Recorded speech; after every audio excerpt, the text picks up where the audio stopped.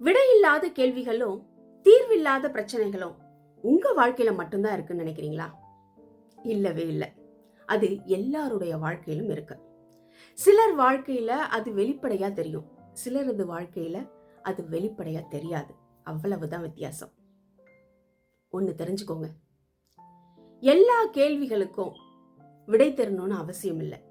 எல்லா பிரச்சனைகளுக்கும் தீர்வு காண வேண்டும் என்பதும் அவசியம் இல்லை. நம்ம தேர்வு வினாத்தாள் மாதிரி தான் வாழ்க்கை. சில கேள்விகளையும் சில பிரச்சனைகளையும் நம்ம சாய்ஸ்ல விட்டுட்டு போயிட்டே இருக்கலாம். அதனால இவற்றையெல்லாம் நீங்க ஒரு சிறு புன்னகையோடு கடந்து செல்ல பழகுவதுதான் உங்களுடைய சாமர்த்தியம். அதுதான் வாழ்க்கையோட சூட்சமும் கூட. நீங்க என்ன சொல்றீங்க?